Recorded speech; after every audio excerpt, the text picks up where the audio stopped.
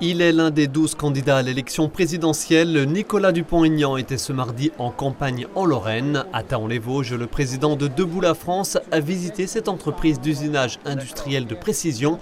Dans les derniers sondages, il est crédité de 2% des intentions de vote, loin derrière les candidats d'extrême droite Marine Le Pen et Éric Zemmour.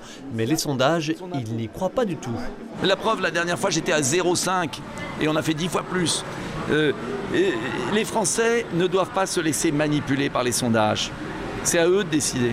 Le candidat était accompagné d'une dizaine de soutiens, dont le secrétaire général du parti, le Vosgien Pierre-Jean Robineau, particulièrement satisfait du nombre de parrainages collectés dans le département. Effectivement, on a eu 29 parrainages, ce qui fait des Vosges le deuxième département en termes de parrainage, après la Haute-Marne, donc, qui est une terre quand même, c'est la terre du général de Gaulle. En matière de programme, Nicolas Dupont-Aignan a souligné ici ses ambitions sur le plan social et économique, ou comment créer 1 million d'emplois en relocalisant en France les investissements. J'en ai marre, depuis 20 ans, de voir tous les gouvernements faire des baisses de charges pour les entreprises sans distinguer l'entreprise patriote de celle qui délocalise.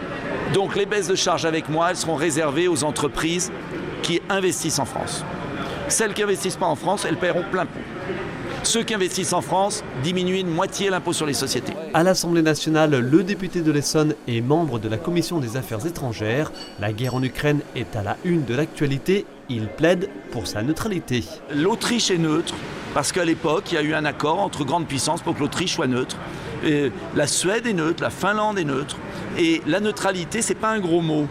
C'est qu'on est à la frontière de deux mondes, le monde slave, le monde occidental, et qu'il y a des endroits, si on veut éviter les guerres mondiales, où il vaut mieux pacifier les choses, être neutre, que l'Ukraine soit indépendante, mais qu'elle accepte qu'elle est une zone neutre.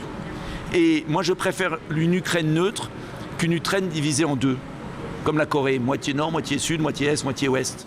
Soutenu par le Mosellan et ex-Front National Florian Philippot, qu'il est allé rencontrer en fin de journée sur ses terres à Forbach, Nicolas Dupont-Aignan se présente pour la 3e fois au scrutin présidentiel. Il refuse le qualificatif de nationaliste, lui préférant les termes patriote, gaulliste et humaniste.